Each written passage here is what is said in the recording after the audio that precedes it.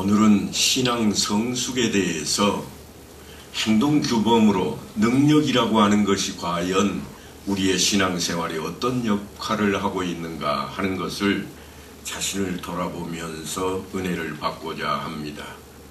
우리가 흔히 능력이라고 말을 할 때 우리의 신앙생활 안에서 능력이라는 말이 쓰여지는 것들이 사실은 성경에 드러나는 능력과 얼마나 차이가 있는지 모릅니다. 성경에서 말씀하는 능력과 우리 인생이 생각하는 능력은 대단히 다른 모습입니다. 예수를 믿는 사람뿐만 아니라 다른 모든 사람들이 요구하는 능력은 대부분 자신을 중심으로 하고 있는 그런 능력입니다. 간단히 이야기하면 저 사람 벤츠 타고 다니네. 그러니까 어떻다고요? 능력 있네. 사람들이 좋아하는 능력은 자존심을 세우거나 자기의 이익을 극대화시켜서 채워줄 수 있는 그런 능력을 말합니다. 하지만 어떤 목적과 무엇을 위해서 그 힘이 필요한가에 따라서 사실은 이 능력이 다른 모습을 보입니다. 목적과 이루는 것에 따라서 그 힘도 전혀 다르게 나타납니다. 예를 들자면 성경고사 시험이 매년 1월달 되면 전국에서 한꺼번에 모여가지고 여는데요. 이 성경고사대에 출전하는 사람이 힘이 장사인 사람이 필요하지는 않습니다. 힘센 사람에게 성경 문제를 풀라 그러면 연필 잡아 부러뜨리는 일 말고는 하기가 쉽지 않을 겁니다. 물론 힘센 사람이 공부도 잘할 수는 있겠지만 예를 든다면 그렇다는 이야기입니다. 우리가 흔히 아는 것이 힘이다 그렇게 말할 때 이 힘은 팔뚝이 울퉁불퉁하고 그냥 뭔가 무거운 것을 힘껏 들어올리는 그런 힘을 이야기하지 않습니다. 그때의 힘은 지식에 대한 이야기입니다. 그러니까 성경에서 말하는 능력도 전혀 다른 차원으로 우리에게 쓰여진다고 하는 것입니다. 내 생각대로라면 이렇게 해야만 하나님께 영광이 되겠다. 그렇게 우리는 많이 생각을 합니다. 대학에 들어가야 영광이 되고 부자로 살아야 영광스럽고 또한 잘 나가는 것이 영광이라 우리는 그렇게 흔히 생각합니다. 그래서 고등학생들을 다 교회에서 내쫓았습니다. 너 대학 떨어지면 절대로 안 돼. 왜냐하면 하나님의 영광을 가리니까. 대학에 안 떨어지려면 어떻게 해야 돼요? 죽자사자 공부만 해야 됩니다. 그 모습이 우리 안에 잔뜩 채워져 있습니다. 오늘 본문에 보면 사도 바울의 삶에도 잘 나타나 있습니다만 얼마나 그의 생애가 찬란했는지 모릅니다. 매도 수없이 맞고 여러 번 죽을 뻔했고 더더군다나 유대인들에게 40에서 하나 감한 매를 5번이나 맞았다 그럽니다.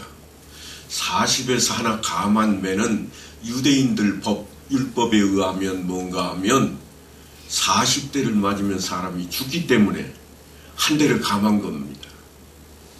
그러니까 죽기 전까지 때리는 매타작이 이 40에서 하나 감한 매인데 이게 형벌 중에 가장 강한 형벌입니다. 그보다 더 센 거는 뭐가 있을까요? 죽이라. 생명을 빼앗는 겁니다.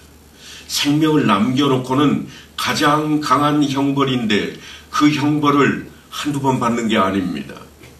뿐만이 아닙니다. 그는 태장도 3번이나 맞고 돌에 맞아 죽기까지 했다. 그런 표현을 쓰고 있습니다.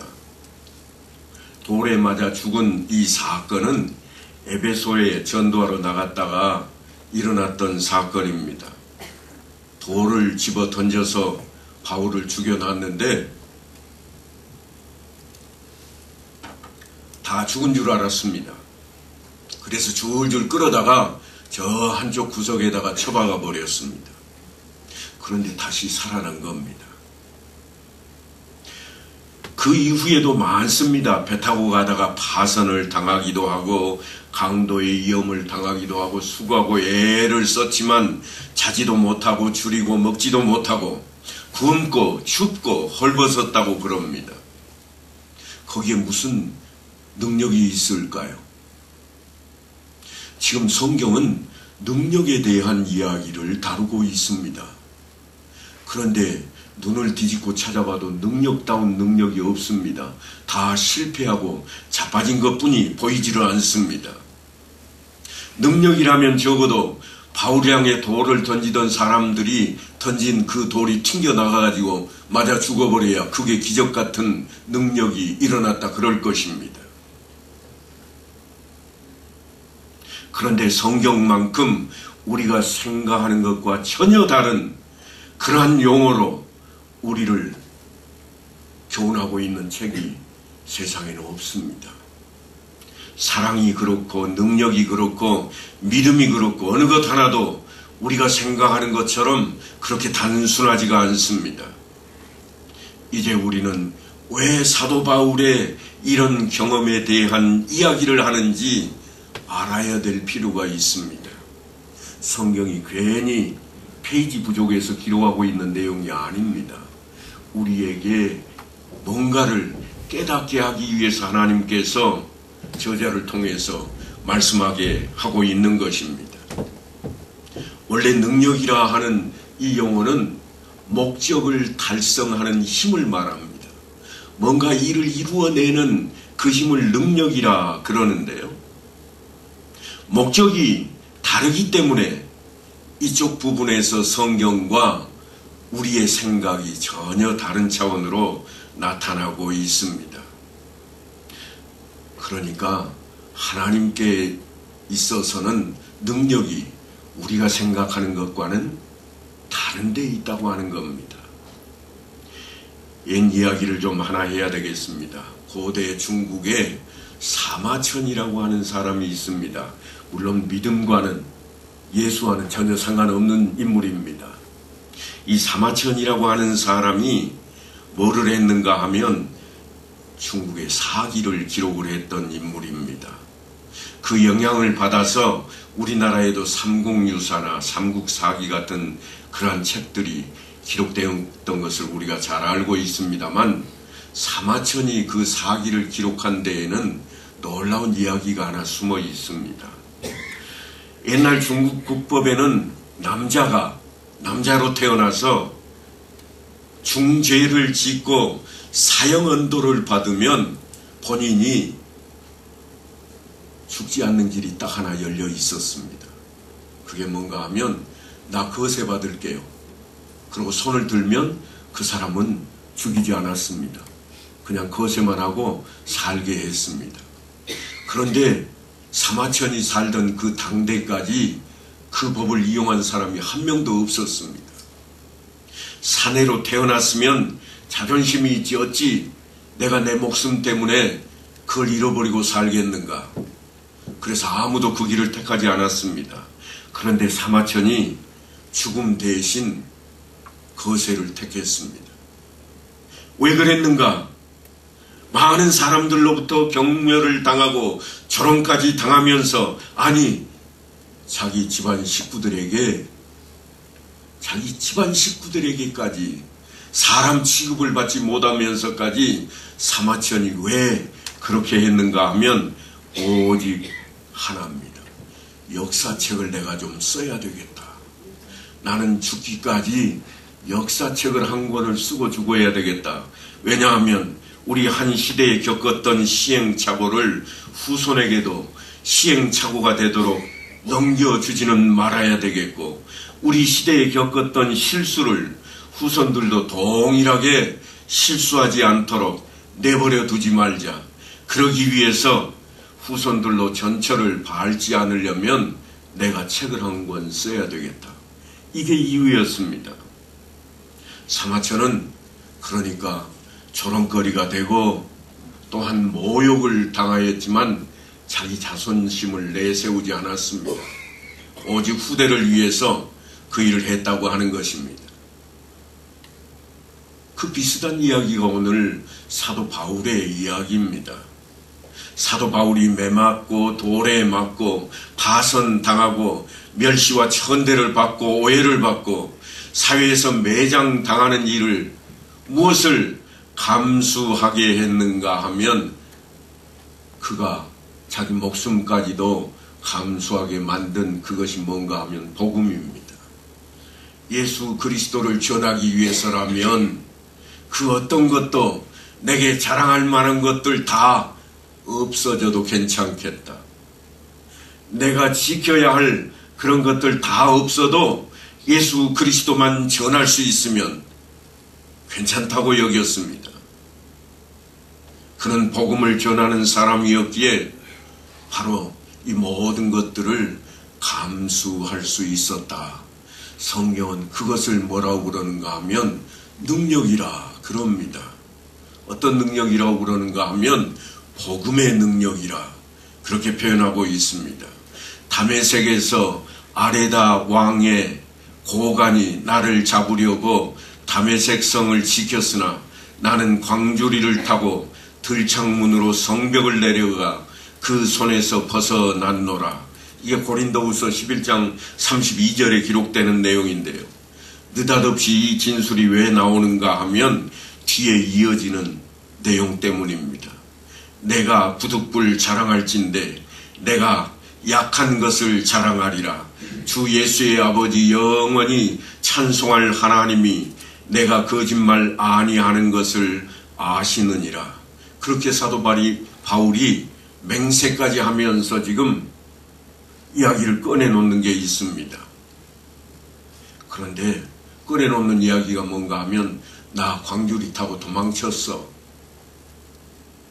사실 자랑할 만한 일은 아니지 않습니까? 사도 바울 이야기는 아무리 들어도 정말 멋집니다만 광주리 타고 도망쳤다는 이야기는 아무도 생각지도 못했던 이야기 중에 하나입니다. 그렇게 얻어터지면서 죽기까지 해가면서도 복음을 전하는데 열심을 내었던 그 사도 바울인데 광주리 타고 도망쳤다니요. 생각지도 않았던 모습입니다. 그러니까 사도 바울은 자기의 명예와 자기의 자존심을 위해서 하나님을 요구하거나 능력을 요구하는 것이 아니라 하나님의 복음을 위해서라면 까짓것 자기는 어떻게 짓밟혀도 괜찮다. 그런 마음을 지금 증명하고 있는 자리입니다. 참 대단한 부분입니다. 제가 우리 교회에 처음 왔을 때 그 다음에던가요 눈이 엄청 많이 왔습니다. 물론 제가 먼저 살았던 곳에 비하면 아무것도 아니지만 이 지역으로 치면 아주 대설이 내렸던 그러한 해였습니다. 그런데 그때 한 분이 이런 말씀을 하셨습니다. 눈이 얼마나 왔는지 모르는데 전에도 이렇게 많이 온 적이 있었답니다. 눈이 얼마나 많이 왔던지 들판이 다 눈에 휩싸여서 길이 어디 있는지를 모르겠어요. 그래서 어떻게 했는가? 그냥 논두렁에 빠지기도 하고 도랑에 있는 물을 밟기도 해서 바지가 젖어가면서까지도 새벽에 교회까지 나오셨답니다. 내가 넘어져도 가리라. 물에 빠지는 한이 있어도 내가 꼭 가리라.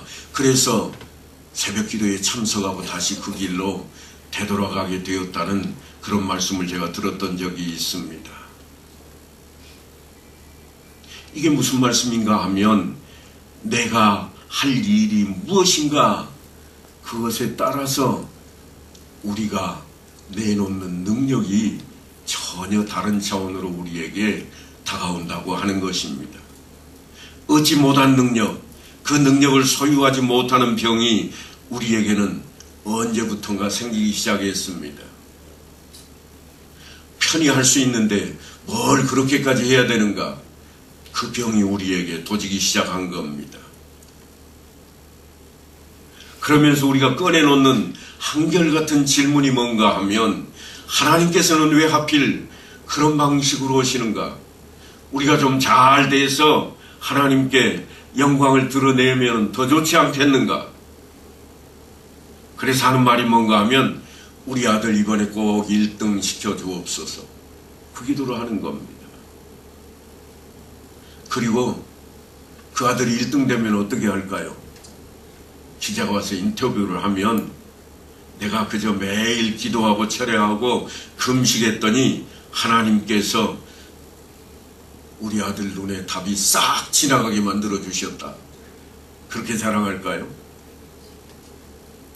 그게 하나님께 영광이나 될 법한 이야기인가 하는 이야기입니다.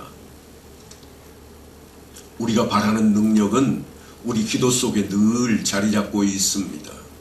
하지만 하나님께서 바라시는 능력이 결코 아니라는 겁니다. 하나님께서 그렇게 하지 않으십니다. 하나님께서는 그런 게 싫다고 그러십니다. 물론 깊은 다른 이유가 있겠습니다만 과연 하나님께서 하시는 일이 우리가 그 일에 동업자가 되어 있는가요? 결코 그렇지 않습니다. 하나님 마음대로 하시는 겁니다. 하나님께서 하시는 일에 우리를 불러 세우셨습니다. 동업자가 아닌 일꾼으로 부르신 겁니다. 일꾼은 누구 마음대로 일을 해야 되는가 하면 일을 시키는 분 마음대로 해야 됩니다. 그런데 우리는 일꾼이 되었음에도 불구하고 내 마음대로 하고 싶어 합니다. 하나님, 이거 내가 이렇게 할 거니까 나머지는 책임지시오. 하나님께서 일을 그렇게 하시겠다고 하는데 왜 우리가 그렇게 나서는지 우리는 좀 곰곰이 생각을 해 보아야만 합니다. 고린도후서 12장에 가면 여러 계시를 받은 것이 지극히 크므로 너무 자만하지 않게 하시려고 내 육체의 가시 곧 사탄의 사자를 주셨으니 이는 나를 쳐서 너무 자만하지 않게 하려 하심이라. 사도 바울이 그렇게 고백하는 내용이 등장합니다. 그리고 사도 바울이 이어서 이렇게 이야기합니다. 이것이 내게서 떠나가게 하기 위하여 내가 3번 주께 간구하였더니 나에게 이르시기를 내 은혜가 네게 족하도다. 이는 내 능력이 약한 데서 온전하여짐이라 하신지라.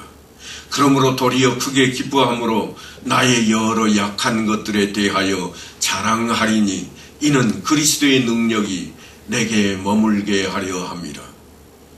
사도 바울 같은 분도 3번씩이나 똑같은 기도를 했답니다. 하나님 들어주세요. 아니 왜 안 들어주십니까? 내가 이렇게 열심히 일하고 있는데 좀 들어주세요. 들어주셔야 내가 이 일을 하지 않겠습니까? 하고 3번씩이나 했을 것처럼 우리에게 생각이 들어집니다. 그런데 하나님의 능력은 우리의 약한 데서만 증명이 된다고 사도 바울이 깨닫게 되었습니다. 내가 내 것 하나도 온전히 못하는 그 처지에 있는데도 불구하고 하나님께서 나 같은 일을 들어 쓰셨노라. 사도 바울은 그때의 깨달음을 우리가 읽은 성경이 아닌 바울 서신 중에 채택되지 않은 편지에서 이렇게 기록을 해 놓았습니다. 뭐라고 했는가 하면 예수님을 보라. 예수님께서 하나님께 기도하시지 않았더냐. 그러나 예수님이 아버지 뜻대로 하옵소서 하고 십자가를 지시지 않았던가. 내가 지금 왜 이러고 있는가. 예수님께서조차 그렇게 하셨는데 내가 왜 그걸 알고 있는 내가 왜 이 병을 내게서 떠나게 해달라고 붙들고 하나님을 또 붙들고 있는가. 참으로 약한 자로다. 그렇게 자신의 신앙을 고백했던 내용이 있습니다. 하나님의 능력은 약한 데에서 증명된다고 말씀을 나누게 되면 우리가 늘 의아해하는 부분이 있습니다. 여러분 한번 곰곰이 생각을 해 보십시다. 예수님께서는 능력자로 사셨을까요? 무능력자로 사셨을까요? 아마도 생각나는 것들이 많이 있을 겁니다. 죽은 나사로를 일으켜 세웠습니다. 썩어가는 몸이라고 그러는데 살아나게 만들었습니다. 오병이어의 기적을 일으키셨습니다. 그 많은 사람들이 순식간에 다 보고 확인하는 자리였습니다. 바다 위를 걸어오셨습니다. 아니, 그뿐이 아닙니다. 문둥병도 즉시 낫게 하셨습니다. 얼마나 놀라운 일들의 연속인지 모릅니다. 그래서 우리는 예수님께서 능력으로 사셨다고 생각을 합니다. 그런데요, 예수님께서는 능력으로 사신 분이 결코 아니라고 하는 게 성경의 기록입니다. 하나님 나라를 증명하기 위해서 기적을 도입하신 적은 있어도 자신을 증명하기 위해서 기적을 도입한 적은 한 번도 없다고 하는 겁니다. 대표적인 사건이 십자가 사건입니다. 십자가 죽음만큼 가장 큰 실패와 경멸과 좌절의 자리는 없습니다. 유대인들의 경전에는 나무에 달린 자는 저주받은 자라 그렇게 여겨졌고, 율법에서조차 그렇게 그들이 하나님의 말씀으로 생각했던 내용입니다.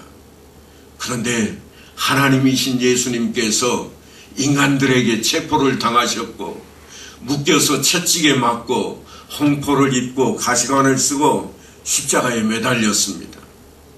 십자가를 질 힘조차 다 빠져나가서 구레네 시몬이 대신 짊어지고 쫓아갔습니다.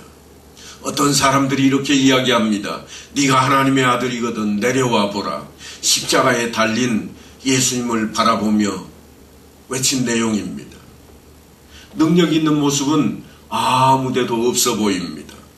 끝까지 그가 하신 일이 뭔가 하면 하나님께서 요구하시는 일에 순종하는 자리였습니다. 그리고 최후로 주님께서 다 이루었다 그러십니다. 다 이루었다 하는 이 단어는 상업적인 용어이지만 실제로 능력에 버금가는 그런 용어입니다. 힘이 있는 용어입니다. 잡히고 맞고 죽고 있는데 다 이루었다 그러십니다. 그게 다름 아닌 능력입니다. 목적을 이루는 것이 능력입니다. 하나님께서 목적으로 삼으셨던 그 일을 십자가에 달리심으로 예수님은 이루어내셨습니다. 그것이 믿음의 능력인 것입니다. 예수님이 이 땅에 오셨던 이유가 무엇이었습니까? 내가 온 것은 양으로 생명을 얻게 하고 더 풍성히 얻게 하려는 것이라. 이 말씀처럼 주님은 죽으심으로 우리가 영원한 생명을 취할 수 있게 하셨습니다. 그가 채찍에 맞음으로, 그가 질보를 당하심으로 우리가 하나님의 자녀가 되었습니다. 이런 목적을 이루시니 또 어디에 있겠습니까? 그것이 복음의 능력입니다. 이 점이 바로 우리의 신앙 성숙을 위한 자리에 요청되는 그러한 말씀인 것입니다. 로마서 1장에 보면 내가 복음을 부끄러워하지 아니하노니 이 복음은 믿는 자에게 구원을 주시는 하나님의 능력이 됨이라. 사도 바울이 그렇게 외치고 있습니다. 매를 맞고 돌에도 맞고 그냥 파선도 당하고 수도 없이 죽을 고비를 넘기면서 사도 바울이 외치는 그런 증언입니다. 우리는 늘 이렇게 생각합니다. 복음에 좀 더 힘이 있었으면 얼마나 좋았을까. 그래서 예수 믿으세요 하고 간절히 전도할 때 너나 믿으시오. 그런 사람은 그냥 혀가 꼬부라져 천장에 달라붙었으면 좋겠다.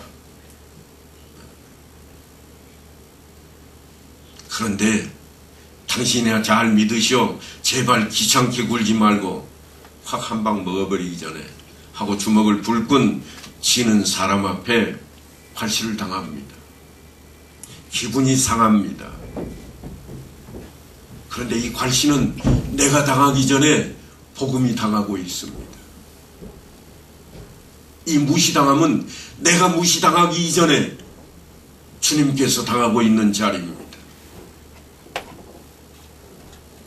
그러니까 능력은 우리의 자존심과는 무관한 겁니다. 능력은 목적을 이루는 데에 있습니다. 전도하려고 한 일을 마무리 짓는 것이 능력이라, 그렇게 우리는 이 말씀들을 통해서 유추해 볼 수가 있습니다.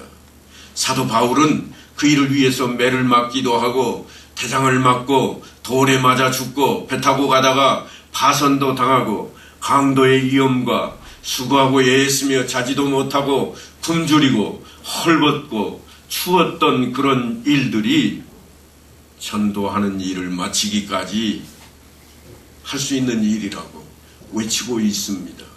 사도 바울이 그렇게 하고 있는 그 일이 복음의 능력입니다. 물론 사도 바울이 병을 낫게 한 적도 있습니다. 귀신을 내쫓은 적도 있습니다. 독사에 물렸지만 죽지 않는 그런 일도, 그런 경험을 했습니다. 우리가 생각하기에는 그런 것들이 바울의 능력 같은데, 사도 바울은 오히려 내쫓김 당해도 예수의 복음을 증거하는 것이 능력이라고, 내 가장 낮은 것을 통해서 하나님께서 드러내시는 그 자리가 능력이라고 외치고 있습니다. 성경 우리 삶 속에서 그것을 요구하고 있는데, 주님께서 이런 말씀을 하신 적이 있습니다. 한 알의 밀이 땅에 떨어져 죽지 아니하면 한 알 그대로 있고 죽으면 많은 열매를 맺느니라. 우리도 다 아는 사실입니다. 우리는 늘 바라고 원합니다. 30배, 60배, 100배의 결실을 주옵소서. 하지만 한 알이 썩어 죽어가는 것은 원하지 않습니다. 오직 성령이 너희에게 임하시면 너희가 권능을 받고 예루살렘과 온 유대와 사마리아와 땅끝까지 이르러 내 증인이 되리라. 주님께서 왜 이런 말씀을 하실 수 있었는가 하면, 주님께서 자신이 한 알의 밀처럼 그렇게 사셨기 때문입니다. 너희가 다 보았고 알고 또한 함께하지 아니하였는가? 그렇다면 이제 이렇게 살자. 그래서 주님께서 하시는 말씀이 뭔가 하면, 아버지께서 나를 보내신 같이 나도 너희를 보내노라. 그러고 성령을 받으라. 이렇게 외치셨습니다. 그러니까 성령이 우리에게 임하시기만 하면 그 능력이 어디로부터 오는가? 하나님께로부터 옵니다. 자식이 1등하는 능력이 아니라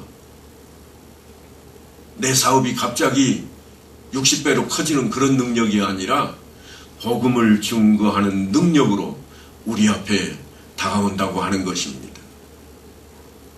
사랑하는 성도 여러분, 믿음의 능력은 복음의 능력입니다. 복음의 능력은 복음이 전파되는 겁니다. 복음은 모든 믿는 자에게 구원을 주시는 하나님의 능력이라 하신 이 말씀이 오늘 우리에게 가까이 다가와야 됩니다. 그래서 적어도 하루에 한 번, 아니 일주일에 한 번이라도 내가 복음을 이웃에게 전하고 전도지 한 장이라도 이웃에게 전하는 그 자리에 나갈 수 있어야 됩니다. 영원한 생명, 영생이 우리 앞에 있으니 이것을 전하고 또 전해서 모든 믿는 자에게 구원이 임하는 그 일 가운데 하나님께서 우리를 택하셨고 일꾼 삼으셨으니 그 일꾼으로 사용되어지는 모든 성도들이 될 수 있게 되기를 간절히 축원합니다.